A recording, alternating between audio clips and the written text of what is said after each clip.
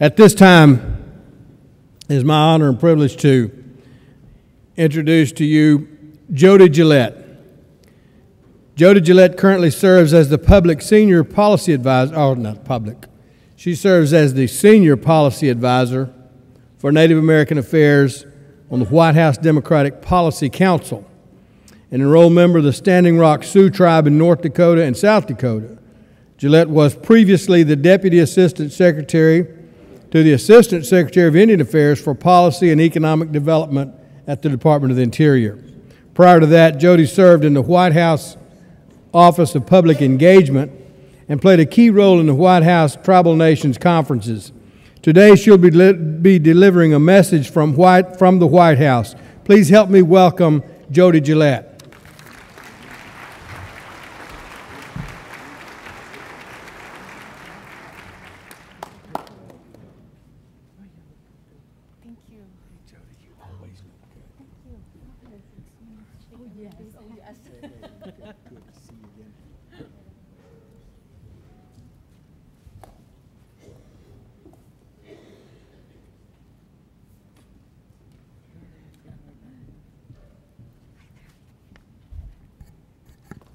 Good morning. That's a really, really wonderful presentation that Secretary Salazar provided. It's always a pleasure to listen to my former boss. I was directly working for Secretary Salazar, and he's full of energy and always has so much to share. I'm really thankful to President Keel and the Executive Board for inviting me here. Very privileged and honored. I want to also thank Jackie Johnson, Executive Director, and her staff for the wonderful job they've done in putting this together. It's a really nice crowd, very awesome event that we're here celebrating today. So I want to thank you for your work, Jackie. We were talking this morning, and she said she's been doing this since 2002. That's quite a decade. I just want to reiterate how much I appreciate not just the organization here, but the tribal leaders yourselves for all the work that you do. And I've said this from the time that I got here to DC and took this position, but I come from the Standing Rock Sioux Tribe. My parents are Dave and Betty Archambault, and I grew up on the Pine Ridge Indian Reservation. Both my brother and my father served on tribal council, and were involved in our politics for most of my adult life, and I know that the sacrifices that you make are very tremendous, and I want to thank you for that work, because without your leadership and without your dedication, there's going to be we'd be having a harder time in Indian country, and the work that you do makes a difference for our communities, and so thank you for that. And I just always have to acknowledge the work of the tribal leaders, and then also the staff that come to learn about the things that are affecting your communities. I also want to just point out that I'm really thrilled that today we have Kevin Washburn, Assistant Secretary, newly confirmed, on the stage and going to be presenting as well. And he's just a tremendous, awesome person that I'm so glad that we were able to bring into the administration. He is part of one of the fastest confirmations. I think the Secretary alluded a little bit to that, but this is record time for Assistant Secretary of Indian Affairs, and I think that's a testament to his character and to the work that you all have done to make sure that this position is filled and we don't have gaps in service. So I think that's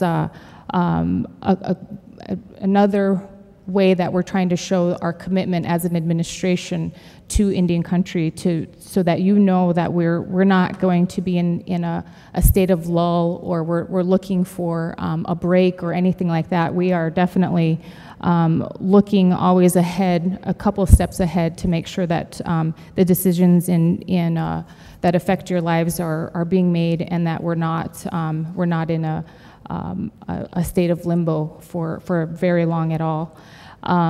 So I also want to thank you also for the work that you've done as tribal leaders and how you've informed the policy decisions that we make at the administration.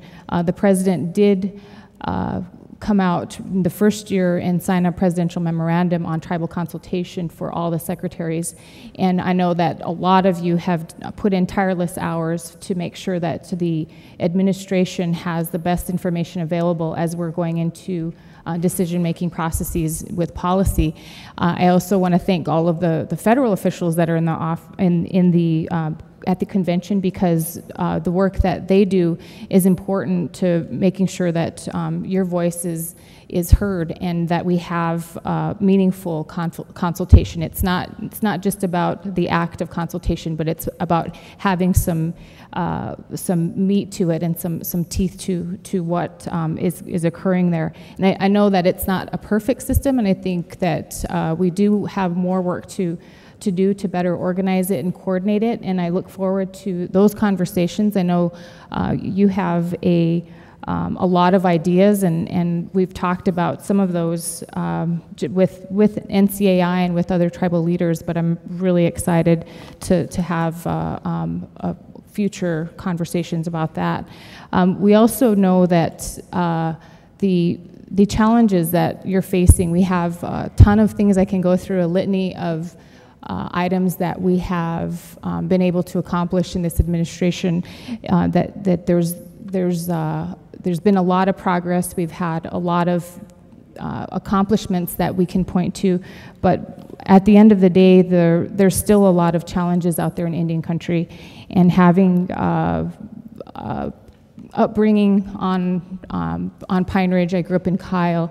I go back to visit my sisters and brothers' houses, my parents, and I know that there's still a lot more work to be done, that we've made some progress in the past 3.5 years, but by no means are we finished. We're turning the corner on some items, but it takes a while, and I know that we have, with your partnership, we have a lot of hope in the coming years to make meaningful and lasting change in Indian nations. So with that, I just want to point back to what the Secretary brought up when he was visiting a little bit about the Cabell settlement, and it's important to point out that we have other longstanding legal disputes that we've tried to resolve, and part of that is to make sure that we are turning the page on some of the more challenging, I would say, the darker and more tragic chapters between the United States and Indian tribes, and we've made a lot of progress in resolving some of those long-standing disputes. The Cabell is a historic one that the Secretary just talked about, but there's also the Keep Eagle settlement, there's water settlements, and tribal trust settlements, and this is something that we think is really important for setting the tone for relations between the U.S. government and you as Indian nations. And as a part of those settlements, the Commission of Indian Trust Administration and Reform, Fawn Sharp chairs that board, or chairs that commission, but there's also a Native American Ranching and Farming Council that was established by Secretary Vilsack as he led the settlement discussions around the Keep Eagle lawsuit. And so with that, we are looking at not only ending those years of conflict, but we're also looking at the work into the future and making sure that we're making a difference in how we're laying out the plans, and that we're not going to be able to look 10 years back and say that we weren't able to learn anything. So that's why we have these councils in place. We want to make sure that we are working with you, partnering with you in looking towards the future. Just a couple of things about economic development. This is something that I know that all of you are committed to turning developing economies, making sure that we have viable tribal economies, and we're creating jobs. And to that end, the administration has done a lot of technical assistance. There's funding out there. There's loans and grants and different programs like that through the SBA. There's MBDA, who's done a ton of work in making sure that the contractors, Native American contractors, and capital and other people that are looking to purchase services from businesses can find the right people. So there's a lot of matchmaking, but at the end of the day, there's really a lot more work to be done in that area, and we have made a little bit of progress, but we know that there's much more work to be done in that area, and where we've lifted some of the barriers is in the area of lease reform.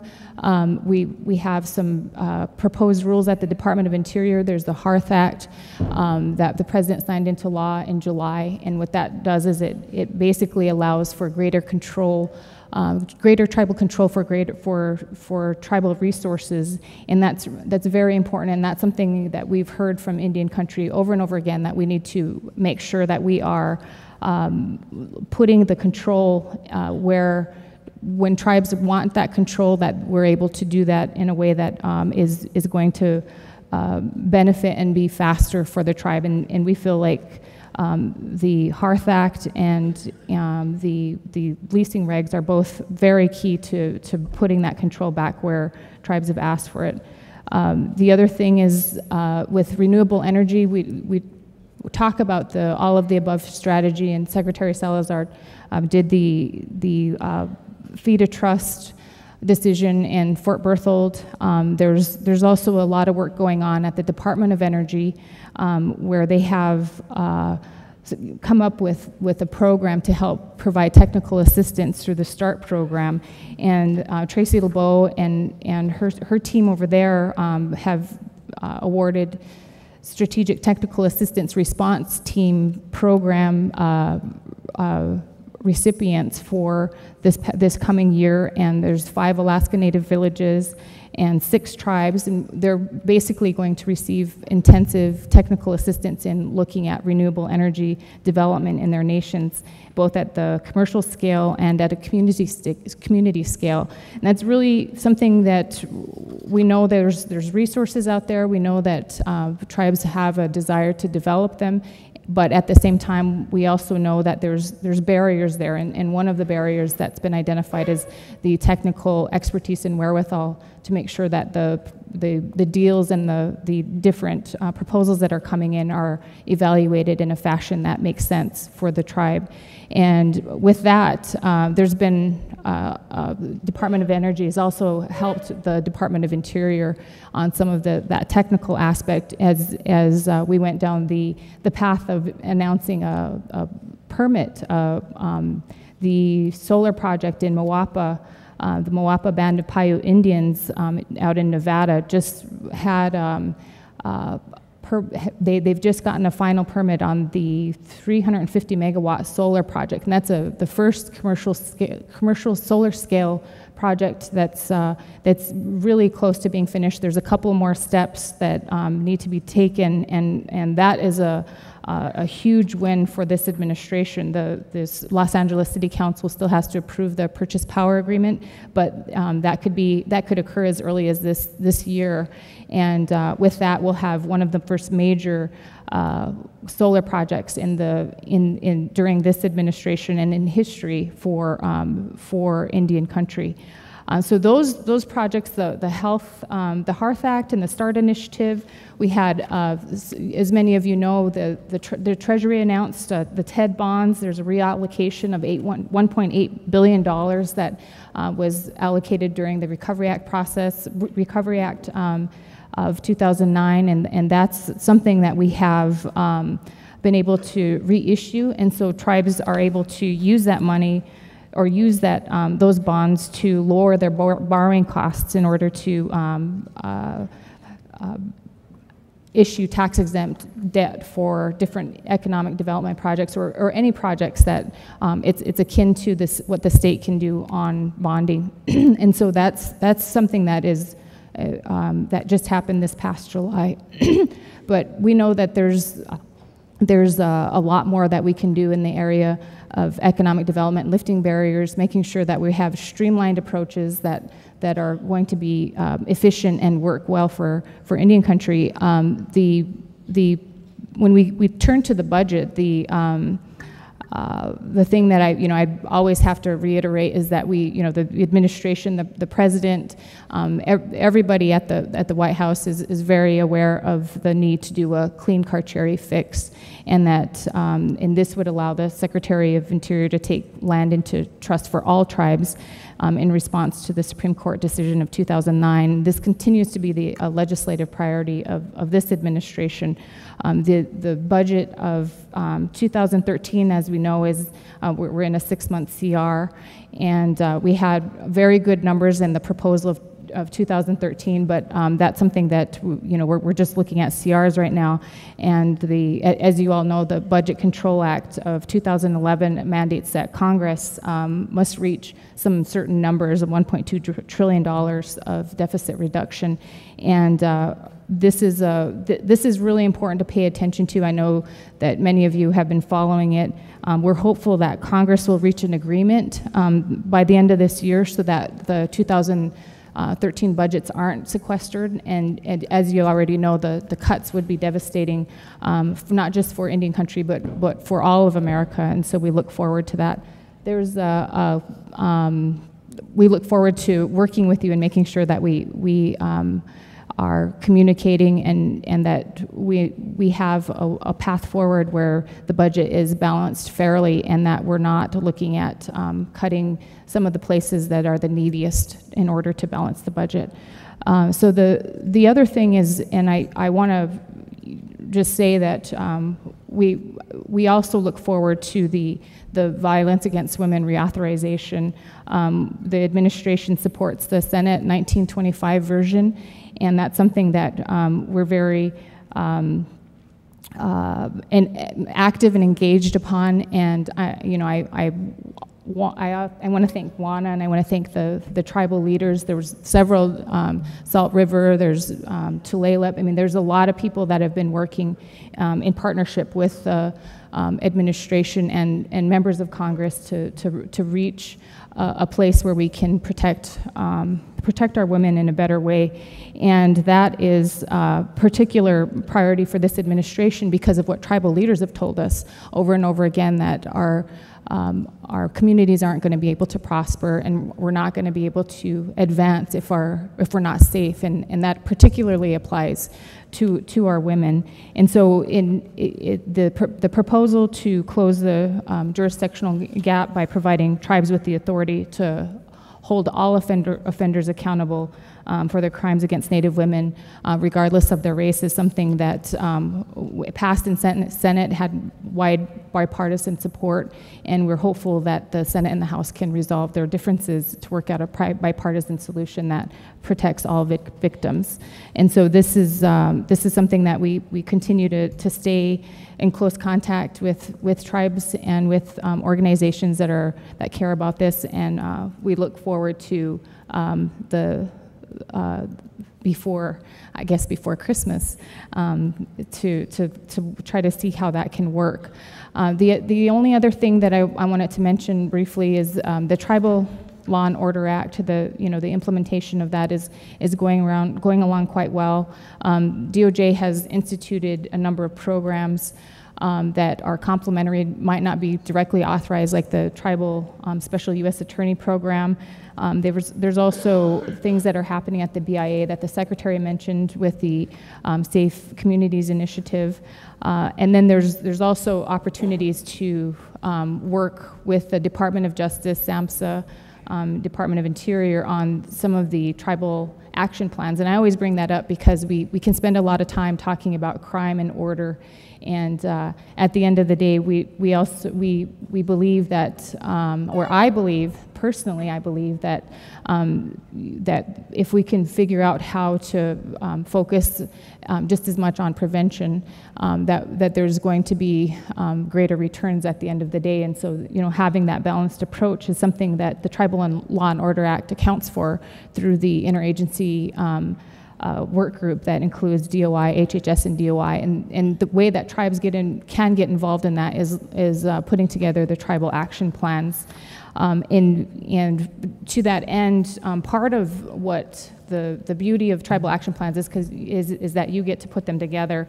And the thing that we've heard in my conversations with tribal leaders recently is that there should be more emphasis on the reflection of your nation. So as much as you can reflect the strengths of your communities, the things that make you strong, the resiliency, the better off that we are. And the executive order on Indian education that was signed last year also accounts for some of that reflection of what makes you who you are, where we have an emphasis on revitalizing and preserving Indian knowledge, languages, and history, or indigenous knowledge, languages, and history. And this is something that the tribes have emphasized, along with the need to have schools that are very aggressive in making sure that Indian children are competing at the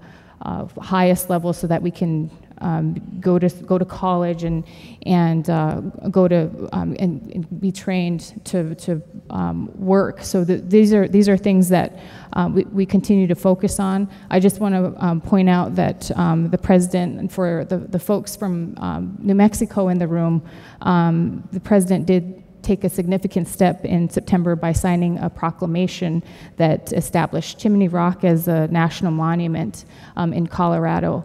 And that was something that Pueblo leaders came in and talked to us about as a great need to designate that area in the San Juan National Forest in southwestern Colorado. And I'm not sure if a lot of you are familiar with the site, but it holds deep spiritual and traditional significance for the Pueblo people and also tribal communities in the area. It has some of the best recognized archaeoastronomical resources in Native America, and we're really thrilled that this September, the president made that a national monument. It's only a few times this administration that we've used the Antiquities Act to establish those. Then, one more thing with many of you are involved in the discussions with the Department of Justice, and last week we signed, or the Attorney General Holder announced the policy on eagle feathers, and that's to what that does is it addresses the ability of members of federally recognized tribes to possess and use eagle feathers. And this is something that also is an issue of great cultural significance to people and to tribes and their members. So this is something that, these are a few things. I know that we have just a little bit of time together, and I could go on and on about, I think, some of the good things that we've been doing in this administration for Indian country. I know that things aren't perfect out there, that everything's not exactly how we would want it, and sometimes it seems like the obstacles are insurmountable when it comes to the way that the history and the ways that these processes have been set up, and the daylight between your vision and your reality might seem like it's not possible, but really I think that with the Obama administration we've seen a big difference, and we've seen a consistency in how we approach problems facing Indian country. And at the end of the day, 3.5 years later, Indian country does have more control. There have been a lot of barriers lifted, and we know, is this enough? No, it's probably not enough. We know that there's a lot more work to be done. We know that the president and the people that are working for the president are sharpening our resolve, and we want to be focused on moving forward. And so together we know that our goals are closer than they were before, and there's so much more work to be done, but I look forward to a strengthened partnership, and I'm hopeful that will lead to more avenues of achievement in reaching the goals of Indian country. Thank you.